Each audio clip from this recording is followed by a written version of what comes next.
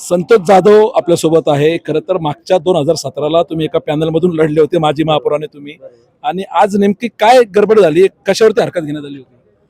आज निश्चितच ज्या गटामध्ये काल सर्वांनी फॉर्म भरले होते, परंतु आज वेगळी माहिती मिळाली की या गटातून त्या गटामध्ये एबी फॉर्म जोडण्यात आला.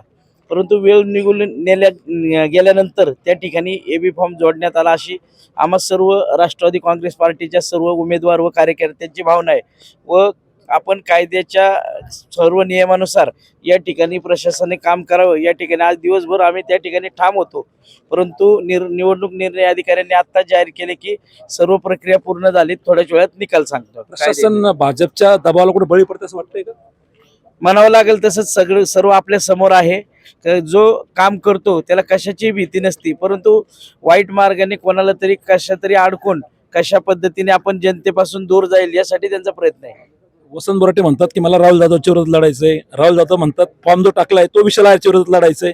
काय वाटतं, म्हणजे विशाल आयरला हलक्यात घेतायत का उमेदवार? नाही, विशाल आहेर तेवढाच ताकदीचा नेता आहे आणि आमची सर्वांची खंबीर साथ आहे त्याच्याबरोबर. आम्ही तीनही उमेदवार असू सर्व कार्यकर्ते मागील 2 ते 3 महिन्यापासून अत्यंत प्रामाणिक काम करत आहे आणि लोकशाहीमध्ये जो काम करतो त्याला घाबरण्याची गरज नसते. आणि विशाल चांगला मुलगा आहे, काम करणार आहे, त्याच्याबरोबर आम्ही पूर्ण ताकदीने उतरू आणि निकाल वेगळा काय वाटतं विजयाचा विश्वास? विजय 100% होणार. राष्ट्रवादी काँग्रेस पार्टीचे 4 उमेदवार निवडून येणार आहे. तर हे होते संतोष जाधव. त्यांनी सांगितले की पूर्ण पॅनल त्या ठिकाणी विजयी होईल. विशाल आयर असो का वसंत बोराटे असो, कोणीही लढले माजी महापौर राहुल जाधव यांच्या विरोधात तरी विजय हा निश्चित आहे. कॅमेरामन भामदो सिरवाल से मैं अतुल परदेशी, आपला आवाज पिंपरी चिंचवड.